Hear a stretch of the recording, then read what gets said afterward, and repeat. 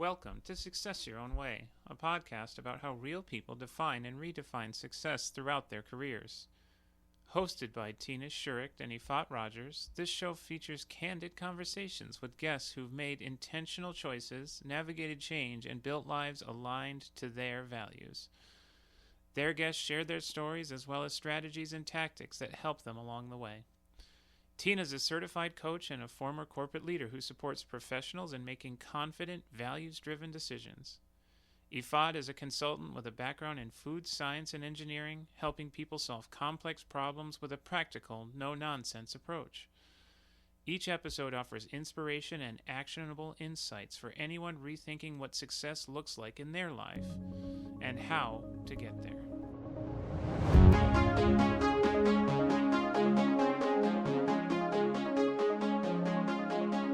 Welcome, everyone, to our episode of Success Your Own Way. Today, we are very lucky and fortunate to have Yifat on the hot seat.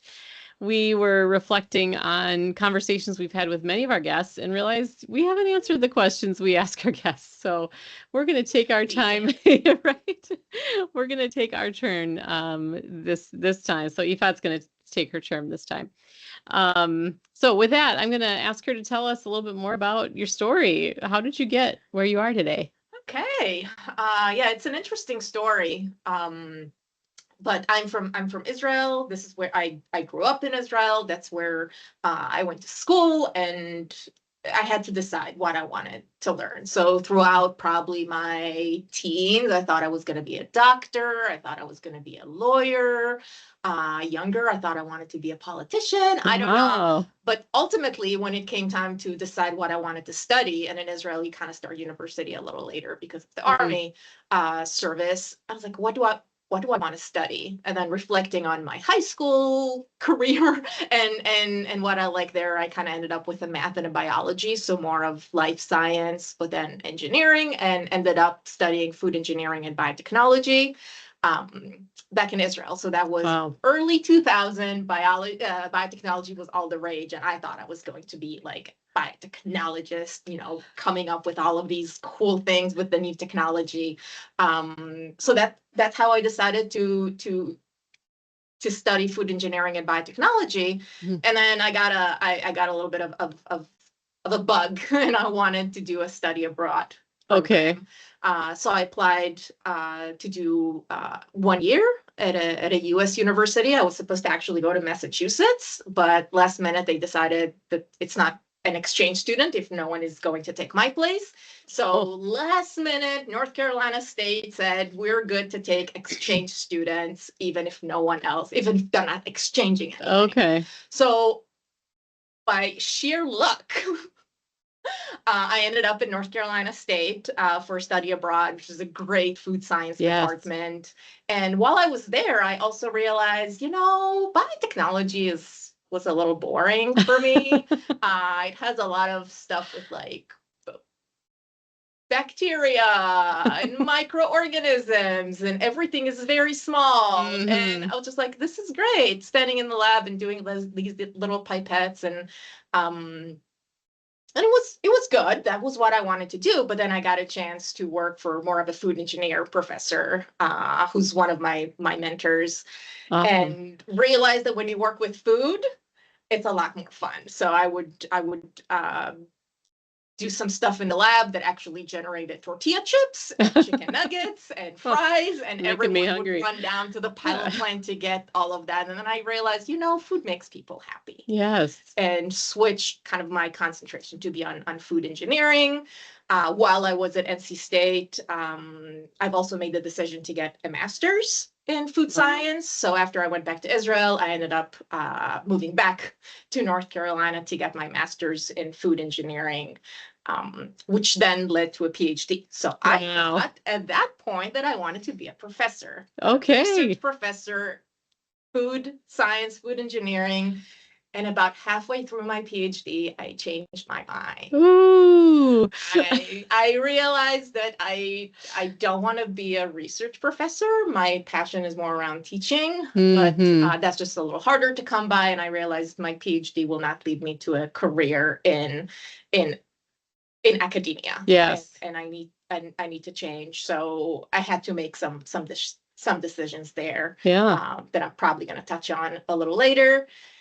And then graduating with a PhD in food science and wanting to go into corporate. I wanted to go into a big company, and ended up at General Mills for 12 and a half years. Wow. Had a great career there, learned a ton. But then 3.5 years ago, I decided to start my own consulting business, to try something a little different. Yeah. And later I'll talk a little bit about misconceptions.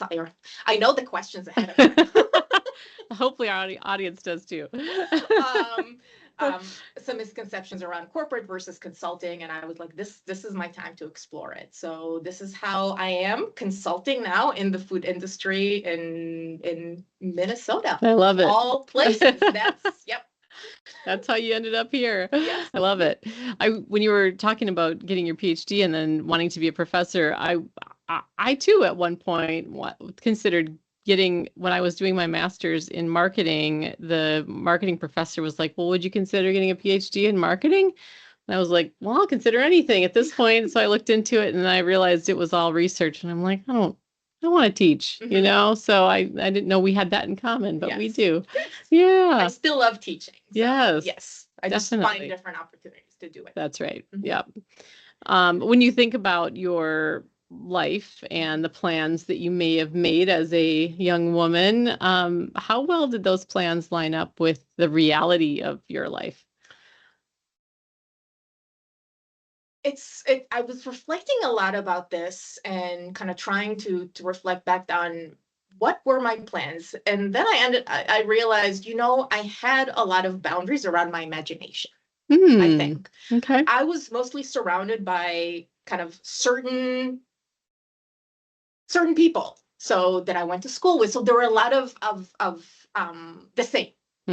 So growing up, this is what you do. You work hard, you go to school, you do these things, and that's life. So that was what I thought was going to happen. I thought, yeah, we'll get married. I'll have children. No way. I thought I will not live in Israel. This was never a thing. Yeah.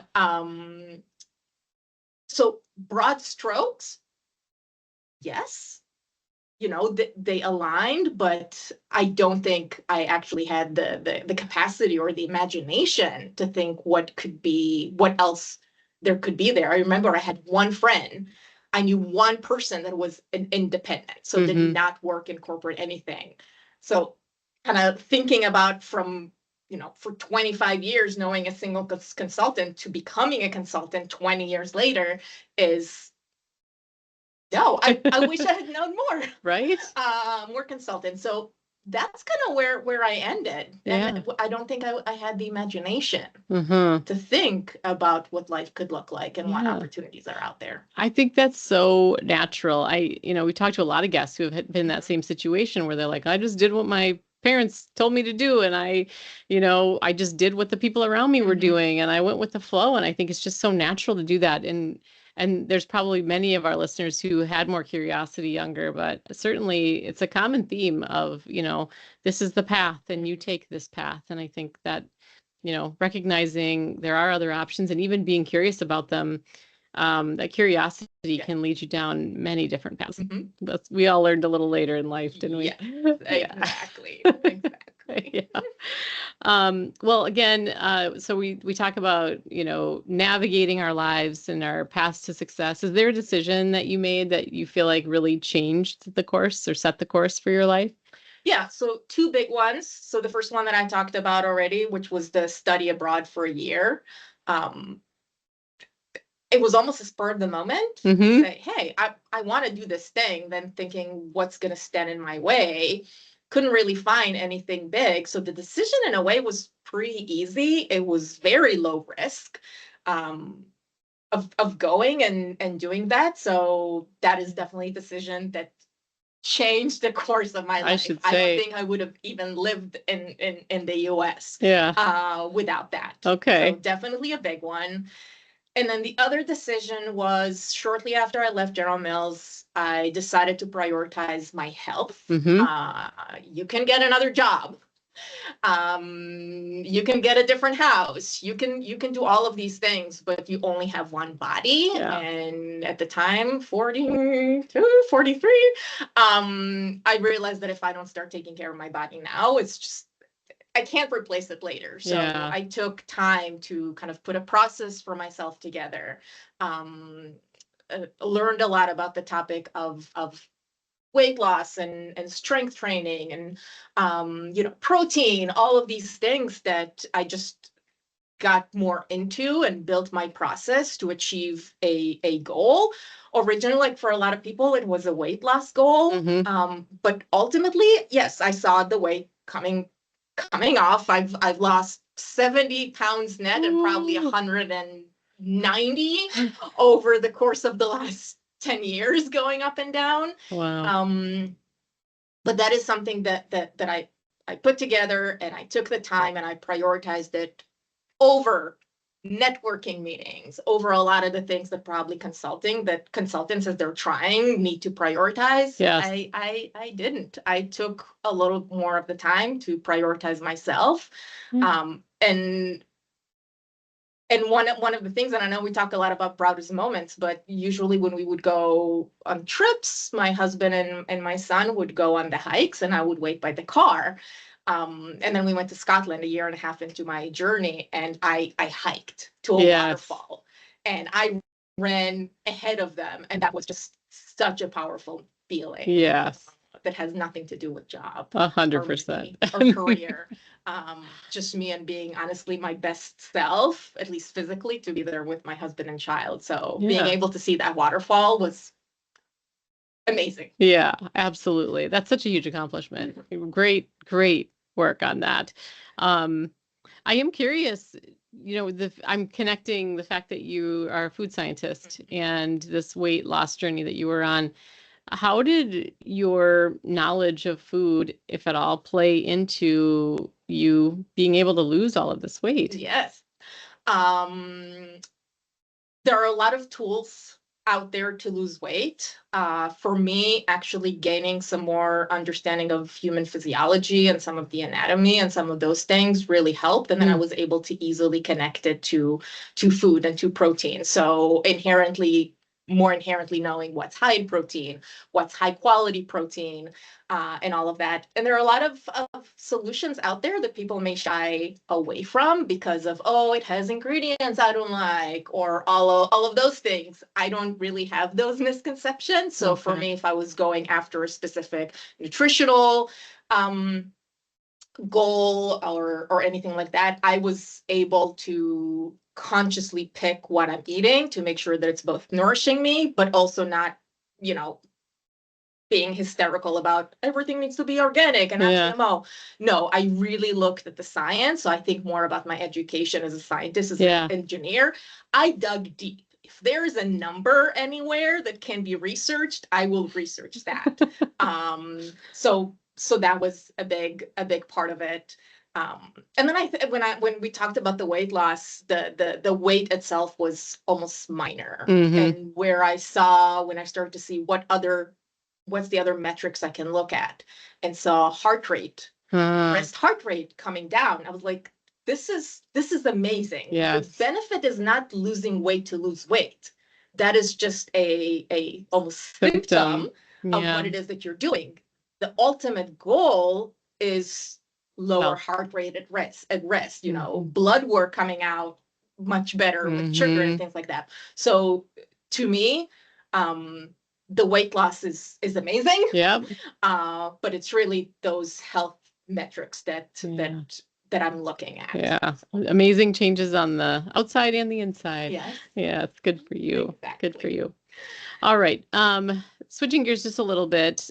When you think about your story and how you got where you are today, what role did mentors play in your life? Oh my gosh. I wouldn't have been here without mentors. So, and I'm probably starting to take more advantage or finding mentors and understanding their value while I was at NC State. So I don't think I was, mentors weren't a big term in 1990. Yeah. It's more of a recent thing, but I started kind of accumulating, Mm-hmm. if you will, mentors in the past 25 years, and they've played a major role. And sometimes I like to think of mentors and kind of put them in some groups. Sure. And I always try to have some people that are always supportive, those that are like cheerleaders, like no matter what happened, I can call and it was the suckiest day, but they were cheerleaders. They're gonna help you see the bright side and everything's gonna be fine. And that's really important thing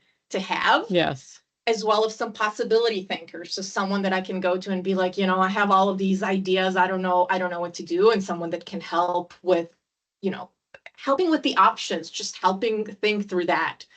Then I have kind of the two camps. They sound the same, but they're not. There's the realist and then there's the cynic. So the realist is probably closest to the facts, but then I'm a cynic. So I have a couple of cynic friends and just not friends, mentors. And seeing that and really understanding where how am I thinking? How are other people thinking? What can I learn from that? Yeah. And there is a lot to be learned. A couple of people, and I believe in your episode, you talked about someone younger. So to me, it's very helpful. I think, especially in corporate, as people kind of get from a scientist through to director to VP. I think starting to lose touch a little bit with the people that are coming in, different generations. So it's having a mentor that's actually at a different place in their career. And if nothing else, that can help you stay vital. Right. And young. And then very important, someone who's been on my journey. So when I first started considering consulting, I put a goal for myself for 6 months. Every week I had to talk to 2 people. The lofty goal. To learn about consulting and the market and what's out there, and finding a few mentors that were able to help me with that. But they had to have been on that journey. Sure. So having a couple of mentors that have made the transition is great. Yeah. So more kind of like buckets. Yeah. And there are many more, but those are probably the big ones. That's great. I've heard the term when you have someone who's younger than you mentoring you as a reverse mentorship. And I just think that's like a really strange way to identify someone who's still teaching you something you really need to know, like social media and all this stuff the kids are saying, this alpha generation. I mean, my kids are mentors to me because half the time I don't know what the heck they're talking about. So no. Yep. I'm there with you. Yeah. Totally there with you. All right. Well, you mentioned misconceptions a little earlier in our conversation. What misconceptions have you had that you think have held you back? Several. First one is probably don't work super hard, work smart. Always pause before taking action. So to me, my first thing is take action immediately. And it's worth the time to take to plan a little bit more and have a little bit more of the process and understand where the value is, and not just work hard because that's what's expected. Yeah. What's expected is really results. So work smart, not hard. The other one that I'm still working on, so it's a misconception, but I need to remind myself all the time, is that the misconception is that you need to be 100% ready to do something. It's impossible. It is absolutely impossible to be 100% ready for anything. So kind of as we're thinking about not perfection, but progress, at some point we need to start. Sometimes I find that women wait longer to start, whereas some men may feel more comfortable in the 60% ready.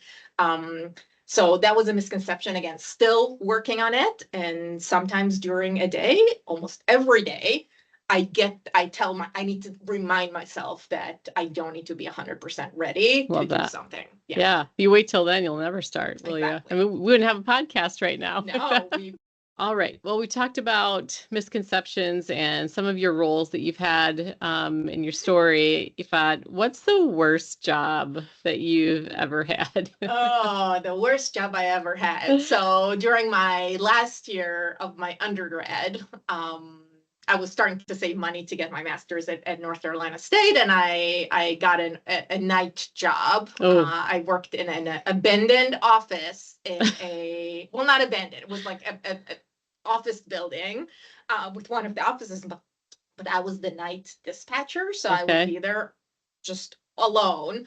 And between 11 p.m. and 7 a.m., I would answer phone calls. So, like, I would serve as if someone wanted to make a doctor's appointment. Obviously, the doctor doesn't have a secretary. So, it was like, oh, this is the receptionist service to different doctors and different services. So, depending on the number that it comes, like, this is Dr. Blah Blah office.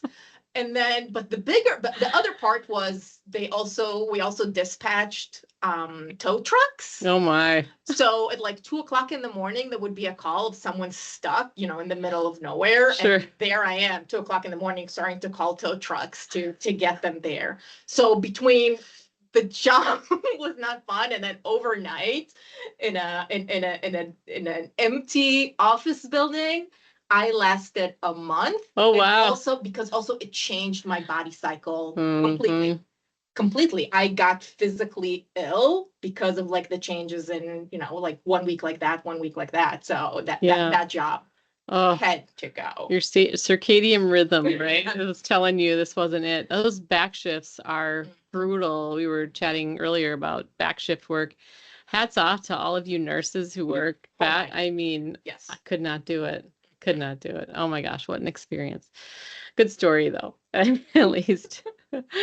All right, as we're getting closer to wrapping up, I'm curious what you're grateful for, Yifat. Number one, my family, here and there. So it's really my husband, my child, and I here in Minnesota. So very grateful, obviously, for our little nest here, but then other family all around the world in the US.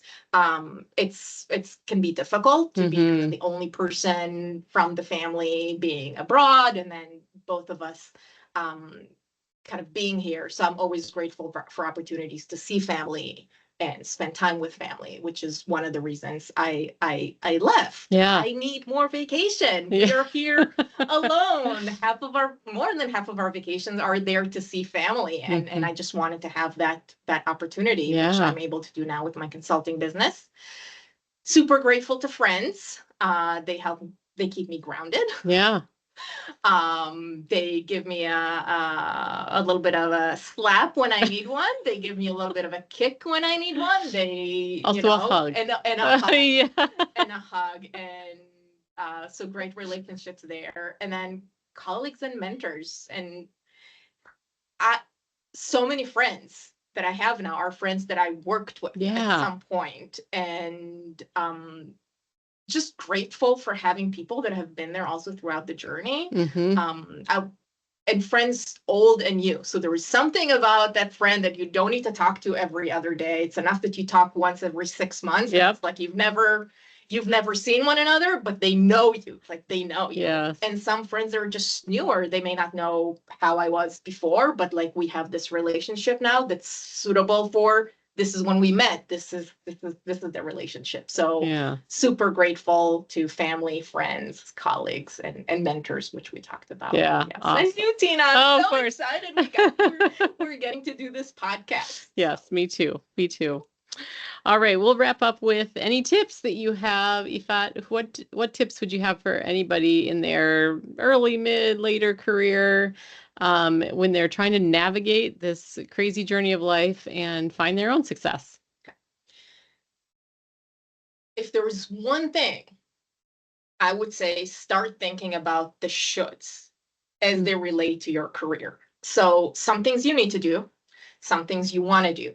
Some things are neither, yet we should do them. So even thinking about I should be a director. I should be a manager of people. I should be better at my job. I should be doing XYZ is really breaking those into the wants and needs and identifying the ones that that are, no, I don't really want them, or Right. we don't really need them. And we're doing them because of inertia, or because that's what we heard, or this is what you do, or this is how you do it, where I'm pretty sure almost everyone can find something in their should Yes. bucket that can be removed.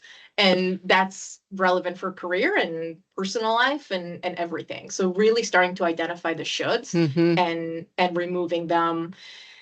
And then if you are at a point when you're thinking about, oh, I really need to reflect, reflect of if you were starting over today, Yeah. or if you were starting over 3 years ago, or if you're going to start over in a year, what would you want to do? What would you want to be? It doesn't necessarily mean that you're going to be there or do that, but I think it gives a great insight to values, Yeah. to What's what's important. important, and kind of how to get there. Mhm. And probably the last thing is trust the process. Mhm. So if you're consciously with your mentors, with understanding, with actual facts, with the things that you want or need, what is the process to put? Follow the process and trust it, at least for a little bit. It's very easy, like as soon as you hit a hurdle, to be like, I need to change something. Yeah. And I think that my weight loss journey is probably my biggest example of that. Like the process is there, it's science based. And just because I step on a scale one day and it went up, or I had a week in Italy and ate all the pizza that I could, like that is okay. It's actually part of the process. I'm planning for it. So as long as you follow the process that was put together thoughtfully, let it ride for a little bit. Yeah. Follow the process and trust it. Yeah. Don't give up. No. Right? No, Don't give up. Never give up. All right. Well, thank you so much. Those were great tips, Yifat. I appreciate it. Thank you for being on the hot seat here in our Success Your Own Way podcast. For those of you out there, we'd love for you to like, subscribe, check out our YouTube channel. Let us know what you want to hear about. We'd love to hear from you. Yes. Thank you, Yifat. Thank you, Tina. Thank you for joining us on Success Your Own Way. We hope you found this episode inspiring and took away actionable insights.